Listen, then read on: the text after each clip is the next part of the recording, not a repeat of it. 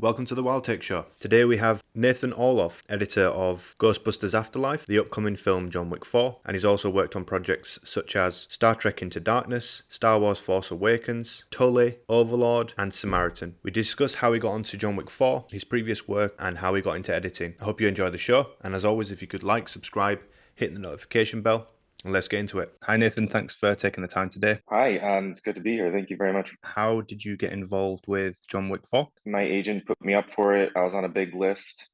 And Chad apparently had met with a lot of editors, and he has a very unique perspective on action and action cutting specifically. And I think one of the reasons that sort of my interview resonated with him was how open I was to that. I haven't spent a decade cutting action films because he doesn't really like typical action cutting. Um, and so I was coming from a background from a diverse area of different styles of cutting. Um, and it was a really, really good meeting. And it was like a week before shooting. Actually, no, I took the first interview 4 weeks before shooting, and then I had a second interview like a week and a half. Then I found out that they offered me the job a week before shooting. Oh wow. Okay. And he said it's always been that way every movie, where Yeah. it's like he's focused on crewing and casting, and editing was like the last on the list before shooting. So it was like to make the decision. It was meant to be filming in 2019 when COVID had some issues where it kind of Yes. prolonged everything. So were you just kind of on hiatus at that point, waiting for when everyone could start filming again? No, I didn't. My first interview was in like late May of 2021. Right, I right, right. Yeah, they had not. I don't think they'd gotten close to hiring an editor before shooting Up until the that, first right? time. I'm with you. I'm with you. Okay. So yeah, so pretty much started shooting. You were on there. You got dailies, and then you just kind of cracked on with editing. Yeah, Yeah. no, I went to Berlin with them and then Paris, um, and it was a wonderful, life-changing experience. Yeah, I bet because they've been everywhere, aren't they? Germany, you say they went to Germany, France, Japan, I believe as well. So there's like Yes, a lot. There's a lot of areas that they've really pushed with this one. So yeah, I'm really looking forward to seeing that. So are you still in the process of editing? How's that looking at the moment for you? we're pretty much locked. Oh yeah. The movie's very polished, and basically it's all VFX work now, and then sound, and uh, there's a lot of shots because he lost his finger in the last movie. So pretty much almost any shot that's not a close up of Keanu is a visual effect. Right. Yeah. True. Um, but no, we're it's been a long road. So I started filming the first week of July of 2021 was when I started on it, and it's almost fall 2022. Yeah. But yeah, the movie's in I feel like a really, really good shape, and I'm incredibly proud of it, and I cannot wait for the world to see it. Yeah. Well, I mean, it's just you, isn't it? If you go to IMDb, it's just you as editor. Obviously, on the last Yes, one of Ghostbusters, you was with Dana, and she yes. obviously was editor as well. So this is like you. And did you do the any effects with this? Have you like were you simply just like cutting and do some grading, or what? Like for you, I know, and we're going to delve into a bit of your past, but didn't you work like at Bad Robot at some point, or you did some effect stuff? So, did that have anything useful in this process with John Wick 4? Absolutely. My Yeah. work at Bad Robot, I was an assistant editor on Star Trek Into Darkness, and then I became kind of this in-house. I called myself like a fireman. I just put up fires. Yeah. So I was there between movies, and I just was a general jack of all trades. Yeah. By the time Star Wars came around, uh, I was helping us put dailies together, and then I was an associate editor on Ten Cloverfield Lane, and then went back to Star Wars to be a temp sound editor. And I promise this will all go back to John Wick because it's very No, that's fine. related. This is great. Um, the so JJ in his process, he just wants to keep editing, keep changing. He's kind of restless in a wonderful way. Yeah. And so the post supervisor in that movie, Ben Rosenblatt, and the other assistants and I developed a system. It started on Star Trek, where we didn't do a traditional temp mix. Normally, when you have a big screening or whatever, you lock the cut, and then you do a week-long temp mix in Pro Tools where everyone stays up incredibly late, and you remix the movie, Right. or mix the movie and add effects and do the best you can in a very, very short crunch time. Hmm. But you have to lock the cut. You have to stop editing. Right. And then the problem is now you get these stems back. You have to mute all the effects and dialogue you had in the cut, and then you have these stems. And then if you start changing things, all of a sudden it goes from really nice mixed dialogue to like new dialogue, and it starts. And then you start cutting up the stems. And he changed the movie so much and kept evolving. Ben didn't want to do that, so on Star Trek Into Darkness, by the Avid had come out with 5.1 editing, I think a year or two beforehand, where traditionally if you wanted 5.1 you had to do direct out, Hmm. which was a complicated thing that I actually still have never done out of Avid. There's no need to really anymore, where they had 5.1 control panning on an effect level in the timeline, meaning that I could pan the Enterprise coming from the left surround all the way through the front right surround, and it would only take up one thing on the track. Right. Funny story side is that we started doing that, and it ballooned data of a timeline, because now all these effects have animated controlled 5.1 panning. So a timeline went from, let's say, a few megabytes to like 70. And if you have duplicates of that, then all of a sudden your bin is like, we ran into a bin size error that when we contacted Avid, they had never heard of anyone ever running into this error ever before. They had to release us a special beta version that allowed us to bypass that size limit for bins, which is now the default in Avid, starting in 2015, 16. No, earlier than that. And that was really funny to like run into. We just call Avid like help. But that movie sounded great, and we never had to do a temp mix. And the same with Star Wars. By then, I was basically a temp sound editor. Evan Schiff helped along. Matt Evans helped with that too. I would sometimes do a night shift where Mary Jo and Marianne would cut during the day, and I would come in at 8 o'clock, get some coffee, go to the Bad Robot Theater, and I would just sit in the center with an Avid in their 5.1 theater, looking at a big screen, and I would just mix Star Wars. And it was like some of the happiest memories of my life. It's like I'm panning a TIE fighter flying this way and an X-Wing and lightsabers and mixing John Williams music. And temp sound mixing became something that I really loved, just because I mean, you can ask any editor, it's like there's definitely a traditional way of editing that was like, I'm not gonna worry about sound, I'm only worried about picture. And because I came up through this route, it all was part of one. And so because mixing and really helps sell an edit, it can expose editorial problems. You're like, oh, this doesn't work. This needs to be tighter. This needs to be looser. Most of the time, it just makes it better. Instead of like, to me, like, I guess this edit works. We'll see on the soundstage. Like, I just, in some ways, I have a not good at imagination. Like, I want to hear things. I want to hear an approximation of what the final mix is going to be, or the ideas, the way it sells. And I carried this with me through my entire process. When I did Plan B, there's so much music in that movie that is playing through a car radio, or it's non-diegetic, or it's score, or it's this or that. And so I had all these different timeline tracks, one for like affected inside the car, one for like muffled inside someone's head, one for like pure and whatnot. And I would just be sitting there, and I had my iPad, and I record, and I'd be like live mixing. And so that these, to me, emotional story beats are of what I intend are present. And this is, it sort of makes the edit tighter. It makes the ideas easy to convey in the mix stage. And it's not, like, it sort of allows me to really put everything on the timeline that I want to hear. And I did that with John Wick. And so I didn't do any color, because to me, the color that they did from set, it's beautiful. I cannot wait for people to see this movie. It is, Chad and Dan have really elevated the look. And to me, he's taken every John Wick film and just sort of like, to me, it's all good as a spiral of scope and epicness to me. That's a terrible word, but No, no, and I'm so with it you. just keeps getting bigger and bigger and cooler in an organic way, not just for bigger sake, but he doesn't want to do the same thing again. Yeah, He doesn't want to do, he told me he's rather swing and miss than not swing. And I yeah. really admire without him as a director is that, and so in this one, he's going very like classical filmmaking, like, Once Upon a Time in the West, Okay, okay, like, okay.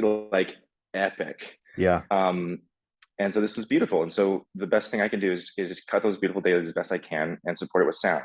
yeah. Um, and so the same thing we did on John Wick is we actually did a preview with an audience and we did not do a temp mix.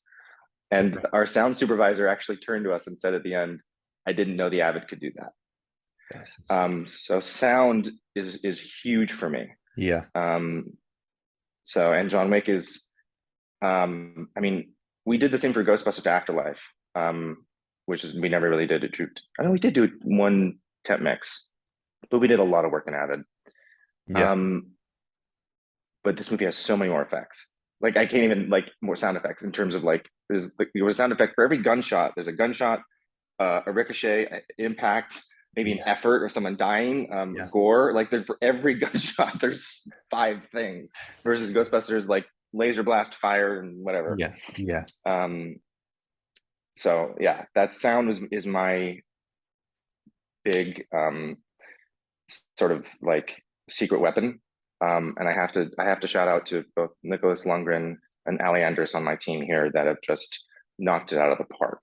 Yeah. Um, so they've just sort of taken what I've asked and done and ran with it and enhanced it and made it their own and they've owned it. It's definitely a recurring theme that I'm hearing about sound being kind of like this level now with Ghostbusters Afterlife. Oh, just one thing I should mention, by the way, is that it is all still temp. And for Ghostbusters, you know, Perry Robertson, Will Files, they took it to they obviously like threw away so much of what we had Right. because it was just temp and we all limited effects on the Avid. So the final sound is completely credited to the entire sound team, and they did an Yeah, of course. amazing job. Yeah. And like you're saying with the you know reviving the past but also doing something new is Will made that balance so perfect. He went to the original tapes of the recordings of Ghostbusters and then enhanced them, brought them in. Like for instance, there was no clean version of the Ghost Trap. It was always the only version we could ever find was tied with Slimer. So he Okay. had to like reverse engineer, recreate, and like do all these things to honor what it sounded like, what you wanted to remember, but the Yeah. 2021 version of it. Wow. So they did an amazing job. With John Wick, how was it going from? I mean, Ghostbusters, there is action and there is some fast cutting, but going from kind of like this is your there's a lot of pressure for you, I suppose, in some sense, because this is like your first you and you only, like this is you as the editor.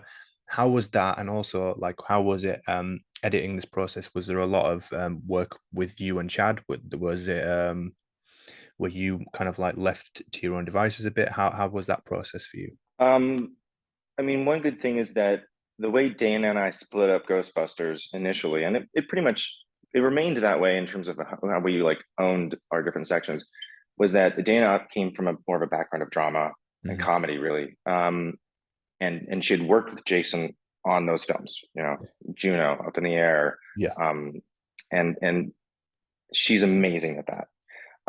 And I worked with Jason starting with Tully and then Frontrunner, but he knew my background at Bad Robot and visual effects, Yeah. and so it seemed like a perfect team to tackle a movie with comedy, drama, and visual effects.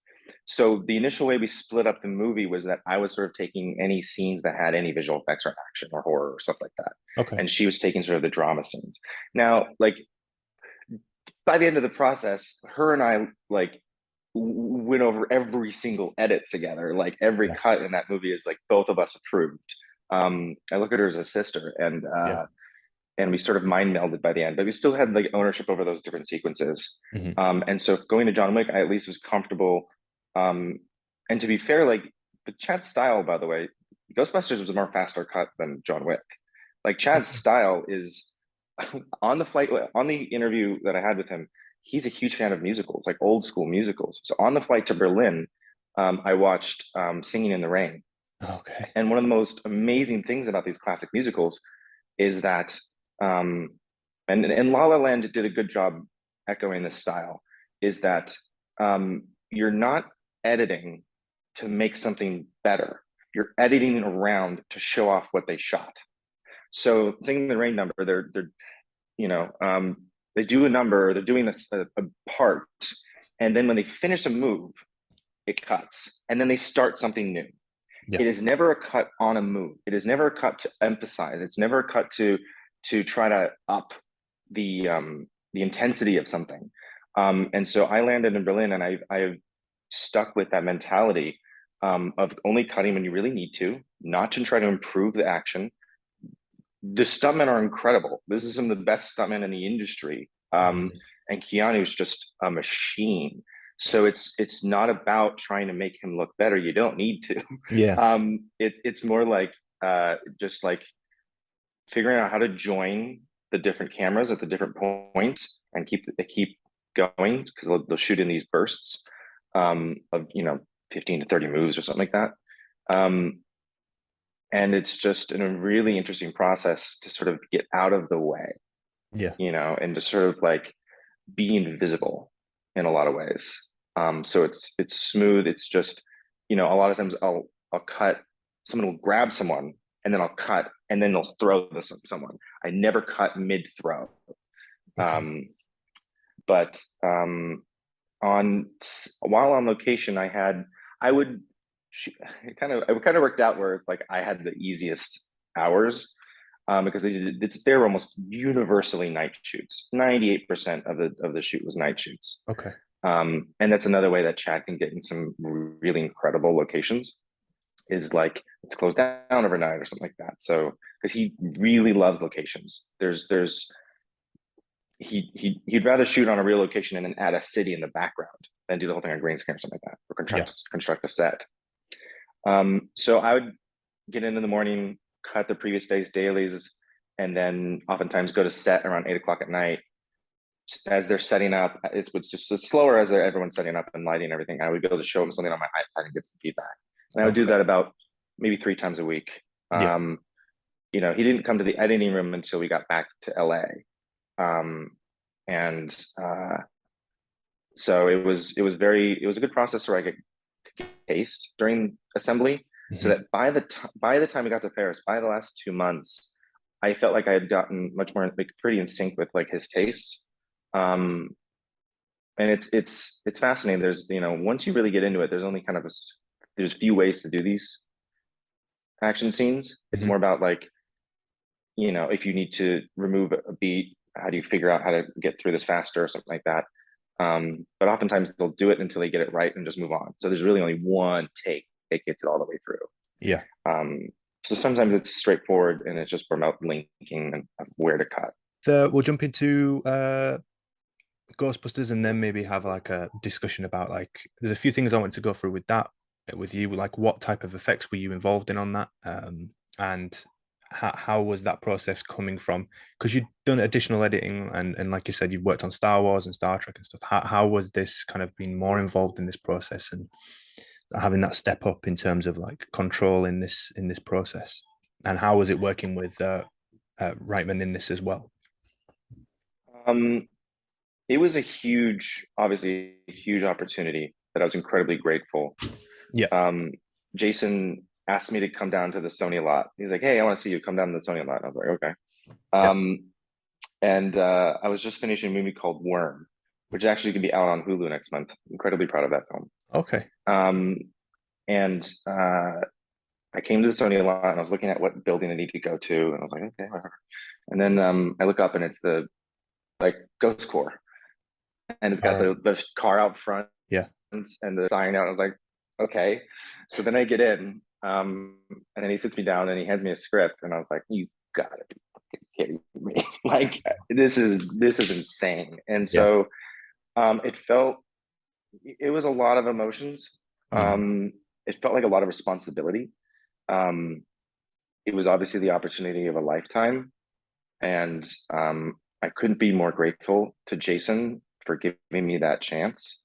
And I, it was really an interesting process. I really love working with him.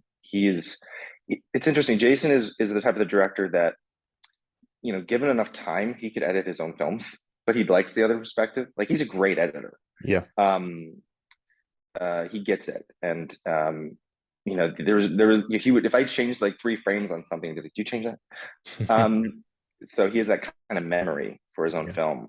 Um, and it was a wonderful process that, I was very nervous at times, and very much, you know, um, yeah, wondering, like, the weight of it. But I just kept my head down and I had fun, especially during shooting. Like, for the last month or so, I went up to Calgary, when they're doing stuff on sound stages, and I just sort of, they've done the sound stage, was cutting in like a tent, and I'd like run the set and show Jason something, be like, this is what do you think about this? Do we need another shot? And he was like, yeah, we need another shot. Let's get another shot here. And it was incredibly cool to be like on set and ultra collaborative, because Yeah. I also did all the storyboards. So before we started shooting, I spent months cutting all of the storyboards. And Okay. again, this goes back to my roots about sound, is that we had these beautiful storyboards, that, because they did started previs on one sequence, and Jason, he'd never done previs before, and he was like, I don't respond to this. And I don't blame him. Previs is weird. You know, Storyboards, you can really use your imagination because it's not trying to be anything more, but previs can be distracting because it's like just kind of like bad CG. Yeah. Like, I almost wish that previs they could just turn on like a filter that made it look like it's a drawing. Yeah. But when Yeah. when it looks like a 1996, child's cartoon, it doesn't. It's really hard to get your brain involved in an Yeah. emotional level. So we switched to storyboards, and I would cut these sequences like they're an animated movie. And the first one I did was the Muncher chase through town. And like I told you with sound, like, I did the whole thing. I figured out all the score I used from the original movie, and I chopped it up and made it work for the beats, Yeah. um and the sound and the beat and this rhythm. I want to, like, someday, like, put on YouTube or something, like, here's the final version and here's the storyboard, because it's like so close. Right. And it really helped everybody get their minds around, oh, this is going to be really exciting. Yeah. But then there was stuff when we got to set that it was like, oh, this didn't work out exactly. This cutting from this shot to this shot didn't work out. The storyboards like we thought it would, so we might need something more. And so that was really helpful to be on set like that. Yeah. Um, and yeah, like I've said, working with Dana was a dream. Yeah. I learned so much from her. It was definitely probably the project I grew the most as an editor from start to finish. Mm-hmm. It was, yeah, it was a very challenging time to sort of, you know, step up and trust myself and trust everyone around me, and trust, the team and Jason. And yeah, I wouldn't change a thing. The fact that you were involved in like the storyboarding, and the fact that you got the opportunity to kind of develop these scenes and add in the sound, is a cool experience. And like you said, you've jumped up a level, and I think a lot of people would, shit their pants, if I'm honest. Like, that's a big jump, right? And no other way to say it is true. Like, so the fact that you were able to produce that, yeah, I honestly love that film. How did you get into editing, or how did you get into sort of film in general? What was your process, like, growing up? Was this sort of, I want to do this when I'm older, or how did that come about? I discovered in high school how much I loved film and Mhm. cutting, or not cutting specifically. I realized later that when I got to freshman year of film school is when I realized that the main thing I loved about everything I was doing in high school was the edit process. Right. Because I think 90% of people walk into film school being like, I'm going to be Quentin Tarantino. Yeah. Yeah. Um, Yeah. Yeah. uh, and quickly everyone filters out into a profession. Hmm. Um, and so I just loved editing. I respond to both how it's partially very solo of an art, and then also how it's incredibly, you're in the room with the director. Sometimes it depends on the different kinds of director, but with Jason, I'd be in the room with him all day, and he would just go between Dana's room and my room, Dana's room and my room, and he'd be like, give me some notes, and walk away, and I'd work on stuff. And it's like, I'm a horrible writer. As soon as I try to come up with something, there's nothing there. But give me like building blocks, Hmm. I can start to see something new. Yeah. Um, and I bounce ideas off people, and I'm inspired by people, and that's how just my brain works. Uh, it's just sort of a very beautiful social collaboration that I really fell in love with. Um, After film school, I moved to LA and I worked in reality TV for a little while. I got my hours to get into union. I forget how I had one connection to. I did like two small indie films, Yeah. but the main break that I got was through Twitter. Okay. When I moved to LA, I started searching on Twitter, which has been around for like a year. I would search for like Avid errors or Final Cut Pro errors or just terms I thought editors would tweet about. So I was just searching for editors, and I never, I knew at the time I was like, I can't just walk up and ask for a job. That's no one's gonna respond to that. So would want to help, Hmm. and I spent a lot of times just building and talking to people. I'd follow someone and wait a long time until I had something really like valuable to say back to them. Yeah. So I was building these relationships over Twitter while I was dirt poor. And a few years into that, after I'd been on reality TV and whatnot, um, a relationship that I did have dinner with him once with a few other people. It was a man named Evan Schiff. John Wick 2, Um, 3, right? and three. Yeah. Um, so, but he was working at Bad Robot at the time, Okay. and he was a first on Mission Impossible 4 Ghost Protocol. Yeah. And he, the supervisor there, the guy I mentioned previously, Ben Rosenblatt, they needed someone that was like an avid technician, part assistant editor, part like, help run the theater, like kind of he's like literally described as like, I need a young, hungry guy. Like, and Evan's like, I've never worked with him, but this guy, Nate Orloff can sort of like, might be a perfect fit. Hmm. And I went and I had an interview with Ben Rosenblatt, and he's like, look, Evan hasn't worked with you. I haven't worked with you. Let's try it out for a week. And if not, if it doesn't work out, I will help you find another job. I was like, okay. So I went through that week. More than Ghostbusters, this was the moment I was shooting my pants. Okay. Like, here I am, like Star Trek, 2009's JJ Star Trek. I adored, love that movie. Talk about like Yeah. a movie that reboots and honors and adds new energy. Like, I just think it's a phenomenal film. Yeah. Um, and I was in like nerd headquarters. Like, it's just I was like, I don't belong here. I was like 25, maybe. No, I was Yeah. like 24, I think. Um, I was like, this is insane. So I was so nervous the entire week. I thought I was gonna like burn the server room down. So anyway, at the end of the week, I asked Ben, so should I come back Monday? And he was like, yes, come back Monday. I was there for like 6 years. Yeah. So that was that moment of where I was like, imposter syndrome to the max, no idea what I was doing. And I learned so much. It feels like that was my PhD. Like, Yeah. I mean, I worked with some of the best editors, best assistants, and I got to meet incredible people. And it was just such a masterclass of, and it was just wonderful. Julian Smirk, Matt Evans, Yeah. and just, and people that I'm still in touch with to this day. Hmm. Like, Robbie Standler, Lindsay Alvarez, and Eileen Roberts just did the sound on Lord of the Rings, the Rings of Power. And Yeah. these are people like who grew up with a Bad Robot. Will Files too, which I ended up working on Ghostbusters. So a good collective of people then have kind of now expanded into their own careers. Yeah. And that's cool to see. Absolutely. Yeah. It was really cool. Yeah.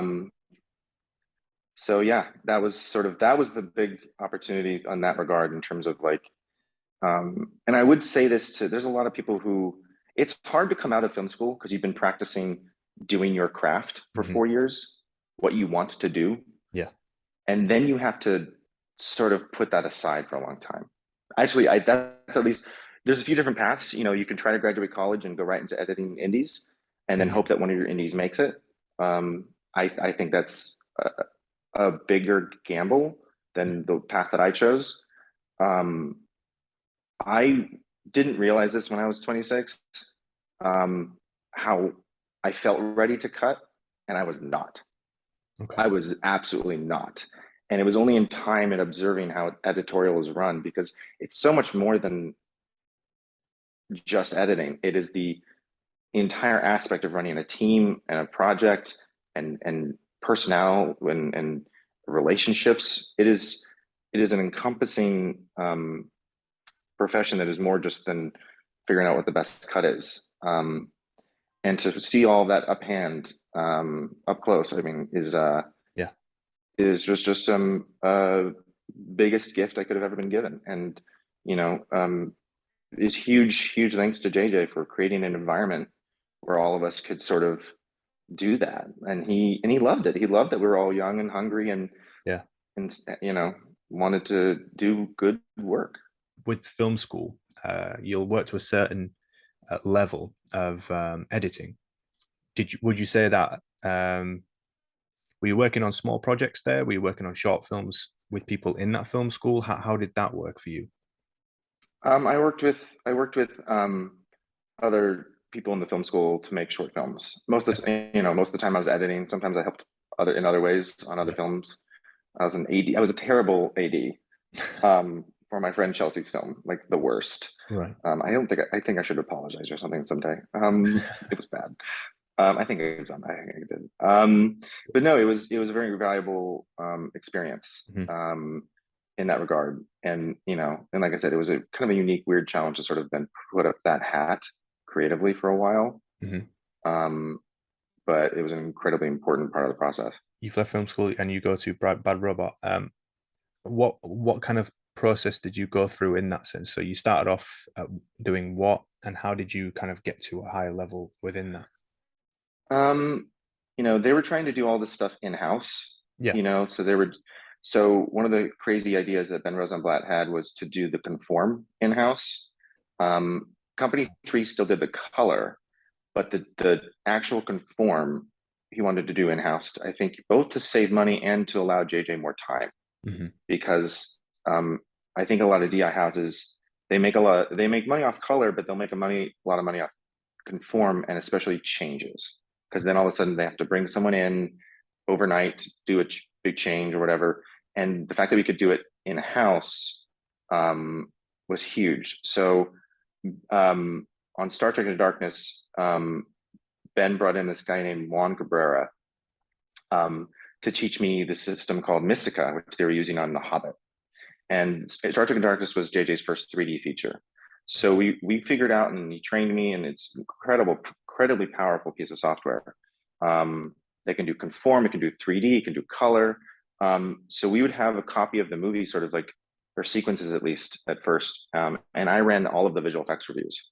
So Island would send down the shots, I'd cut them in, I'd put the color on them, put the LUT, and I'd review them. And that was another reason that I think, and I talked about that with Jason for a long time, where on both in Force Awakens and Into Darkness, I saw the visual effects from version 0 to the final.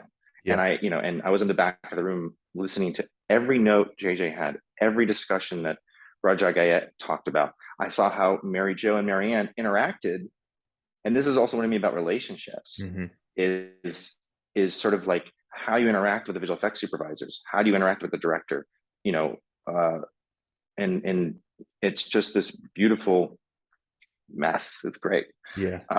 So anyway, we did the DI in-house on Star Trek, which was a incredibly daunting. We had no idea what we're getting into. Yeah. The longest hours I've ever worked were the final stages, getting Into Darkness to the premiere in Sydney, to the point where we sent Jules down to Australia, and he was in a taxi rushing to the premiere 2 hours before the premiere starts with the last reel DCP. Like, people were taking pictures on the red carpet, and he was like, I gotta get this to the projection booth. It was that close. Wow. But yeah, so we finished in-house, 2D, 2D IMAX, 3D IMAX. It was a lot of work, and I learned a lot. And I learned a lot what you can do in DI, Okay. and that is also informed how I edit, in terms of, oh, this split comp will be very easy. This will be, we can just fix this and this and this. I learned how powerful it is, and what you can do. Hmm. So yeah, I kind of became that on Star Trek. After Star Trek, I did a lot of in-house projects, either as an assistant or sound. I cut a lot of behind the scenes. The time after Star Trek is a little blurry. It was very intense time. Yeah. So I don't quite remember a lot of that. But then when Star Wars started up, like I think I walked you through that in terms of like a little bit of assistant, became a sound editor, and then I also did the DI. By that time, I became the DI supervisor on Force Awakens.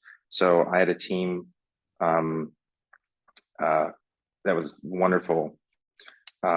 Tashi True and Phil Hong, and they, it was beautiful. It was really fun. And by that time, we knew we knew a little more we were doing. It wasn't as insane as Into Darkness. It was still like it's long, long days, but it wasn't something that I had any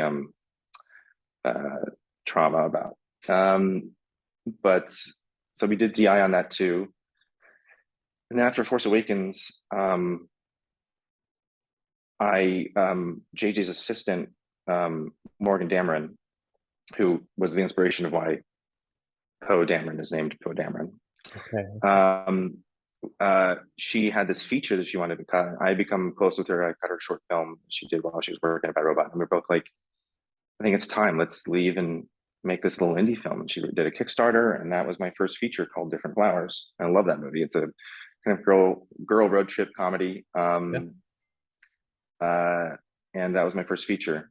I ended up then going back to assisting for one movie on Overlord, which Matt Evans cut, and I love that movie.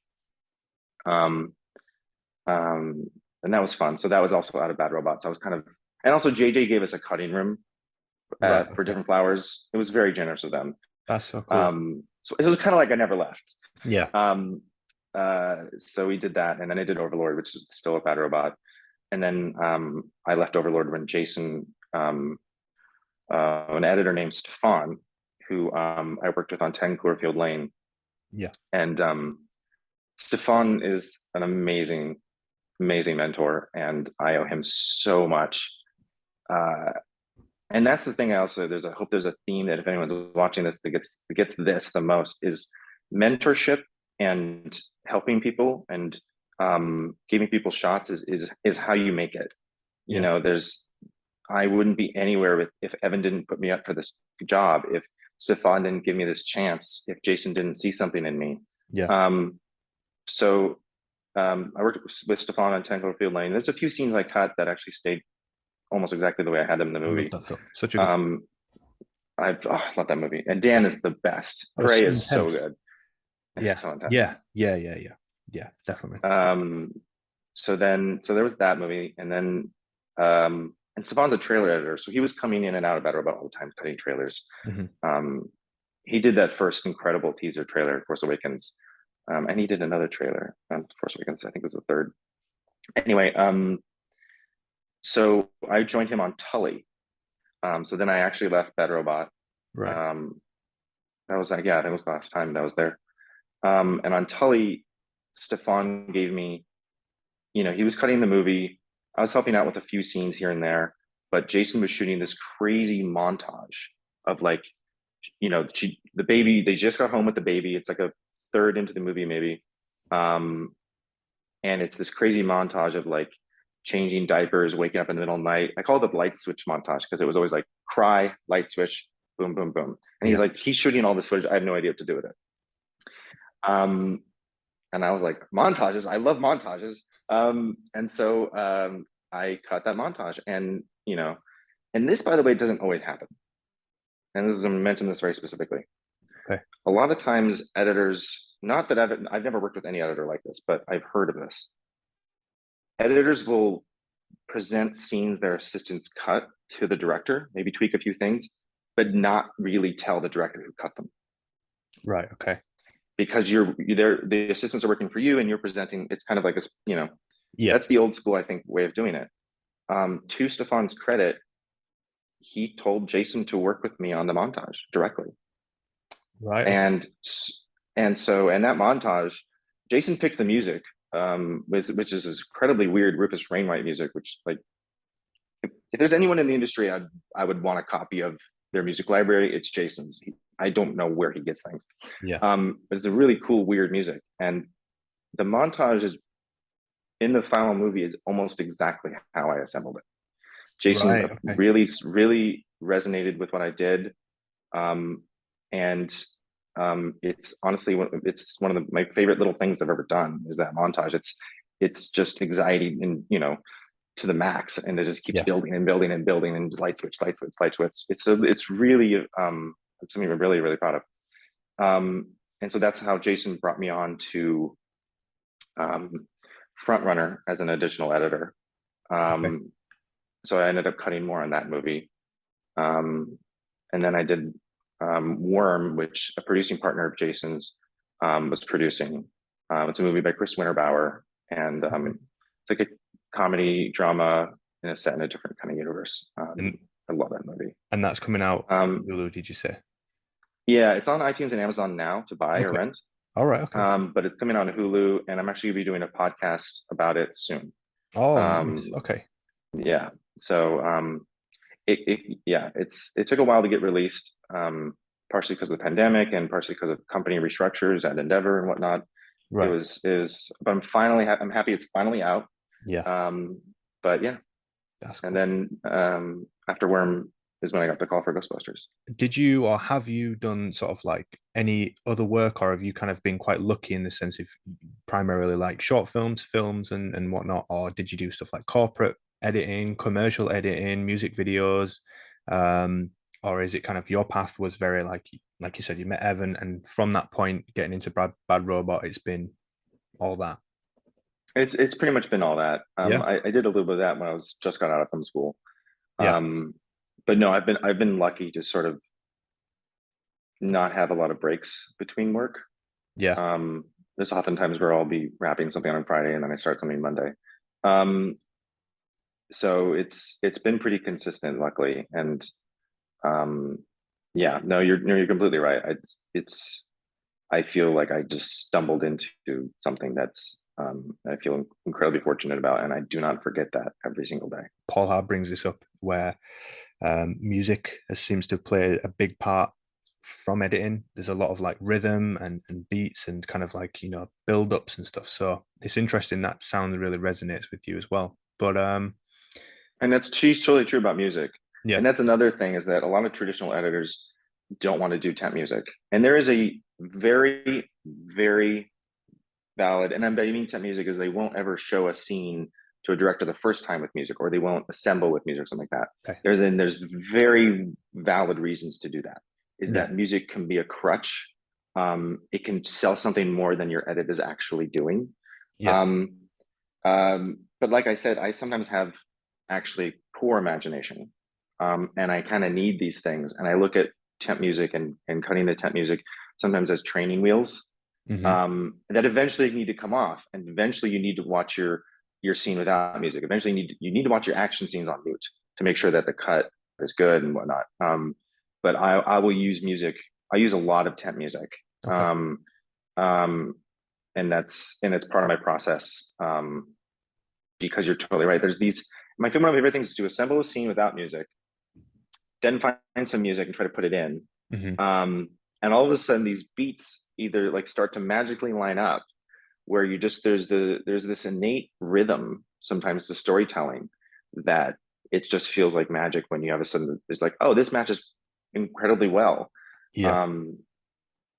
It's just kind of like, you know, I always think that all of this stuff, and filmmaking is one of the reasons I love film so much, is that to me it's like the culmination of so many different art forms all meshed together.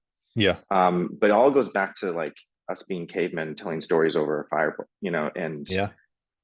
there's these inherent rhythms to storytelling that apply to film in every single regard. There are some action Okay. scenes in John Wick where I'll just throw like anything from the previous John Wick film, and I would assemble the scene and I would mute the production audio, or I'd listen to headphones and just listen to my own music. Yeah. Just so I can like get into sort of a groove mentally. Yeah. So it's a total mix. Sometimes I do assemble with music. It would drive Dana crazy. Like, and so but you have to be able to be ruthless Hmm. later, or even the next iteration, to toss out that music, try something new, cut up that music, and not try. And that's what I mean by training wheels, in terms of like, it's a really good metaphor that, as the training wheels get on, they need to lift. Yeah. And so you need to be able to change. And now you're not stuck to that music. By the way, I will correct myself. You asked if I did any other kinds of editing, post Bad Robot, or previous to, Yeah. and I forgot that I would cut sizzle reels, or promo reels for films that don't exist or were being pitched. Okay. And so they were like faux trailers that you would use other films footage, and they were just like try to sell the concept of a movie. So Right. they'd turn in a script and they'd play the studio heads these trailers, that would just sort of end off. That was, to me, anytime I cut a trailer, I almost started with music. I would figure out my opening. I'd Yeah. figure out my opening, put some good music in, and then cut to that music. That was the only way I could ever edit trailers. Yeah. And I would then, if something wouldn't work, I'd try to edit the music too. But to me, that was like, trailers are almost like, it's so music dependent that cutting it without music was, and I didn't have the time to like, you know, I would just need to find something cool and be inspired by music, and then would figure out the visuals. Yeah. Yeah. Fair enough. Now that's so you take scenes from other films, put them together for a trailer for whatever someone's trying to pitch. Yeah, Yeah, cool. yeah. It was a quite a, sometimes very strange, because you're Yeah. trying to tell these stories where but it's a weird way that you could sort of make sense of it, even though the main character actor is kind of changing a lot or something like that. Yeah.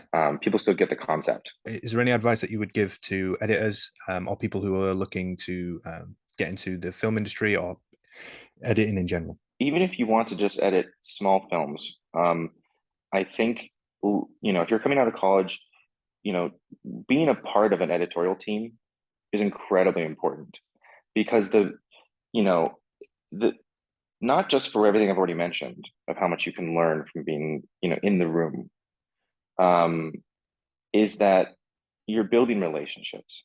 The entire town is building relationships. Hmm. I was actually talking to someone last night that they're trying to get into the same college that I went to, and my dad said, you should talk to them. Um, and one of the things I mentioned was that, it's just sort of, you need to build these relationships, because someday they're going to put you up. That assistant that you're working for is going to be an editor, and then they're going to hire Yeah. you as their assistant, and then you're going to meet that director, and they're going to move on, and then you might cut a few scenes for that editor. So in 2 years after that, they're going to recommend you for this other film, Yeah. and it's something you can't control. And as you said, like, everyone's path is different. I remember when I left college, and I was so nervous. I emailed one of the later professors I had, I think junior or senior year of editing. And I was like, can you just tell me your path? Like, just tell me how you got there. And he's like, my path is so weird, and so is everyone's. It's not going to be useful to you. I'm sorry. And I was like, I felt at the time, I was like angry. I was like, and he's just so right. It's Yeah. so, and the best thing, and a lot of people say, um, right place, right time. Hmm. And I kind of want to add to that like, make sure you're the right person at Yeah. the right time. Make sure that that you're open-hearted to knowledge, um, hone your skill set, and when the opportunity strikes, that you are ready, and you're not just sitting there waiting for opportunities to cut. I Yeah. was open to doing DI, doing sound, Yeah. like, it's, and all of that adds, between the skills and the relationships you know create with people over time, that creates, you're starting to create like a network and a safety net of people that, you know 10 years later, you won't be looking for work will come to you. Yeah. We don't use LinkedIn. No, there's, everything is by word of mouth. Everyone is like, oh, the assistant on my last film's husband is looking for work. They're great, give me a resume. And they come in for an interview, and then we hire them. Yeah. There's, everything's a relationship. And so that takes time Hmm. and patience. And that's my biggest piece of advice, is to not just sit there and bide your time waiting to edit, but really open yourself up to all the experiences, good and bad, Yeah. that it takes to sort of, find your path, which can be very frustrating and ambiguous sometimes. Yeah. Um, but then those relationships are there to support you. And the overlap of who is my friends and who I've worked with is pretty. The Venn diagram is pretty Yeah, merged together as almost one complete. now. Yeah, yeah. No, Yeah. that's really good. I mean, with that, just to kind of add on to that, did you have a kind of like a reel that you'd had that you could show to other people, or was it kind of like because of your relationships and their relationships they built that they trusted this person enough to just kind of go, okay, we'll see how it goes. So you didn't have to have a huge body of work as such to be able to get in the position that you were in. I've no reel I've ever cut for myself, and I think I've done one, two. I've done like two or three over the last decade Yeah. on my website, which I need to update, or take down. Um, no reel has ever got me work. Okay. It's just the relationships and trust. Yeah. And like I said, it was people like Evan and Stefan and Ben Rosenblatt, um, that have enabled my relationships with directors and editors, um, and that's the door opening, and then you have to walk in and hopefully they like what you do, hopefully they like you as a person. I mean, you have to be, as an editor, you have to be in the room with the director like all day Yeah. long. So if you have to be comfortable with someone in the room, you have to be friends with them, basically, sometimes a Yeah. therapist. Yeah. Yeah. It's not it's a multifaceted job, Yeah. in that regard. And it's like I said, it's about these personal relationships, and those have to develop organically. Hmm. So I noticed as well that you'd done you were an additional editor on Samaritan as well. Yes. Yeah, Yeah. Matt Evans cut that film. Yeah. So how did that come about with that one then? Was that literally because of Matt Evans from Overlord or like Yeah, he needed some help to take over the finish line. okay. Um and I was on it for like I think 3 months. I didn't edit that much on it. It was more like I was helping to supervise the effects, doing some trims. Right. It was very I like Julius a lot. Um he's a good director with a good eye, and um he's incredibly creative in terms of, like, he knows what he wants. Yeah. Um so that was fun to help him on that. I really appreciate the time. I really do. Of course. I'm looking forward to seeing what you do next, and I wish you all the best as well in the future. Likewise.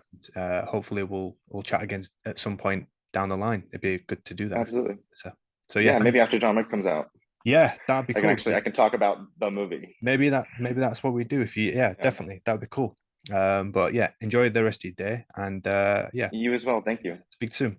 Take care. was a pleasure. Thanks. Bye bye. Bye.